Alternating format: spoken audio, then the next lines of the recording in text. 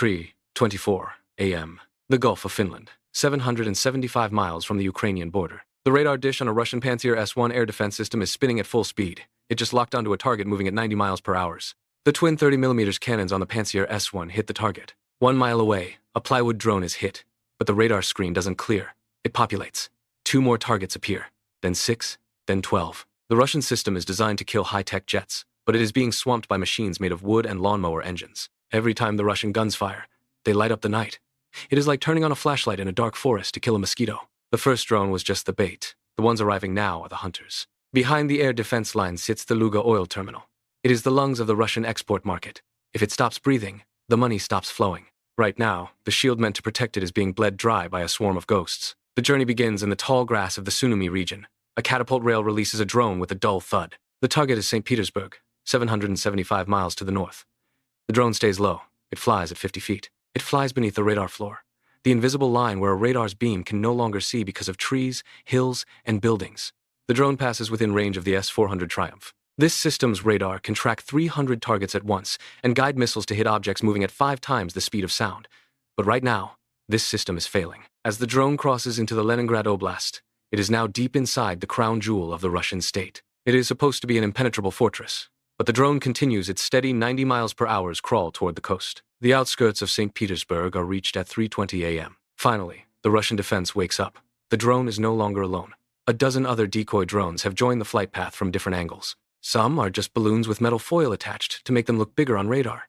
Others are cheap, empty shells meant to do nothing but get shot down. The Russian command center don't know which drone is carrying the 100-pound explosive warhead and which one is just a piece of plywood. They authorize a full-scale engagement using the 48N6 interceptor missiles. A massive 30-foot tube on the back of an S-400 launcher tilts toward the sky. The 48N6 missile is thrown 60 feet into the air by a gas piston before its rocket motor ignites. Then, a pillar of white fire erupts as the motor kicks in.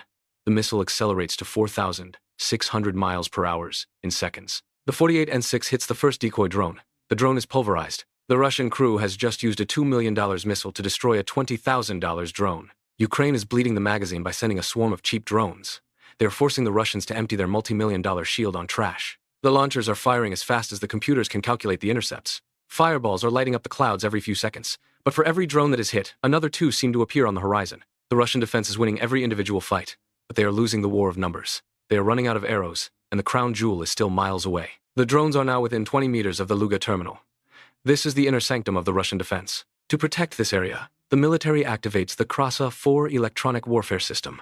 It is a system that fires energy. The goal is simple: total blindness. The Krasa-4 targets the GPS satellites that drones use to find their way. It screams so loudly on those frequencies that the drone's receiver can no longer hear the faint whisper of the satellites from space. In an instant, the drone's digital map goes blank. To any normal machine, this is a death sentence. But here is the first plot twist of the night. The drones approaching St. Petersburg are equipped with a backup system called inertial navigation. Inside the drone's tiny brain, some sensors measure every tilt, every turn. The moment the GPS signal dies, the drone simply starts counting its own movements from the last known point. It is like a person walking through a pitch-black room who knows exactly how many steps it takes to reach the door. As the electronic noise fills the air, it creates a new, unexpected danger for the Russians. The Russian S-300 and S-400 missiles rely on radar to find their targets. But the Krasa-4 is so powerful that it begins to bleed into the frequencies used by the Russian radar stations. The Russian computers start to glitch. A Panzer S-1 battery on the terminal/perimeter senses a target and fires a 9M335 missile. But because the air is so thick with electronic interference, the missile's seeker head gets confused. Instead of hitting a drone, the missile locks onto a reflection of its own radar beam. It loops back in a terrifying arc and slams into a Russian communication tower 2 m away. The tower collapses in a shower of sparks. The invisible shield is now blinding its own defenders.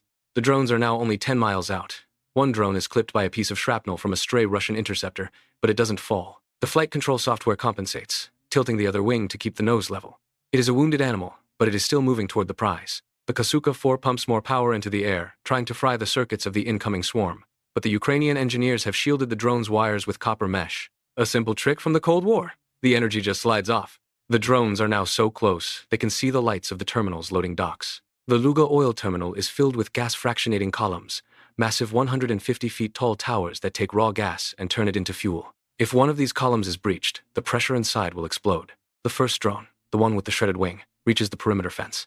It is looking for a specific valve. The Pantsir S-1 guns on the roof of the terminal open fire, their shells chewing up the concrete of the pier. but the drone is too low. It slams into the base of column number 2.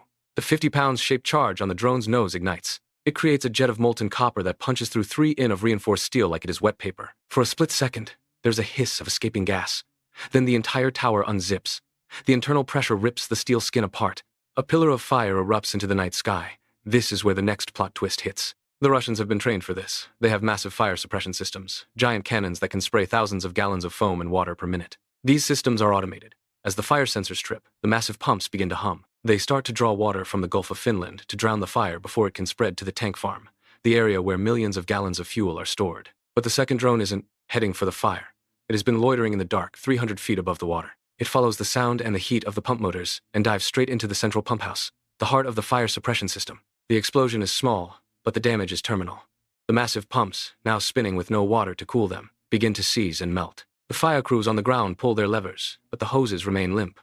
The terminal's immune system has been killed. The logic is simple. You don't need to burn the whole forest. You just need to kill the water that puts out the fire. The fire from the first tower is now spreading. The wind from the Baltic Sea is pushing the heat toward the main storage tanks. Each tank contains enough energy to level a small town. The Russian crews try to use portable extinguishers, but it is like trying to put out a volcano with a squirt gun. Suddenly, a third drone appears. This is the heavy drone. It is carrying a larger warhead specifically designed to penetrate the thick walls of the storage tanks. It flies straight into the top floating roof. The roof of an oil tank is designed to move up and down with the fuel level to prevent gas buildup. When the drone hits, it punches a hole through the roof and ignites the vapor trapped underneath. This creates a boiling liquid expanding vapor explosion. The entire tank, weighing thousands of tons, is lifted off its foundation. The sky over St. Petersburg, usually dark at 4 a.m., turns a bright, sickly orange. The smoke plume is 3 miles wide, a black scar across the white snow of the Russian winter. But the final twist is the most devastating for the Kremlin. As the terminal burns, the Russian air defense systems are still firing into the empty sky. They are chasing ghosts and decoys while the actual target is already gone. The fire at the Luga terminal has become a vacuum, sucking the strength out of the Russian front lines 800 meters away.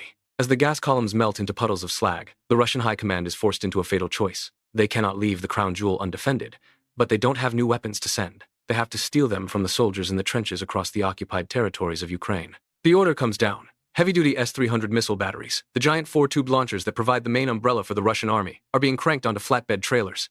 They are leaving the front. Ukraine didn't launch this drone strike to win a battle in St. Petersburg. They launched it to strip the armor off the Russian army in the south. As these batteries move north, the logic becomes terrifyingly simple. Every S-300 that arrives in St. Petersburg is one less shield protecting Russian troops from Ukrainian HIMARS and fighter jets. By hitting the refinery, Ukraine has forced the Russian lion to move its paws to cover its throat, leaving its belly wide open. But the chaos isn't over. As the S-300 units arrive near the burning terminal, they face a nightmare of their own making. The air is thick with the smoke of 1 million gallons of burning fuel.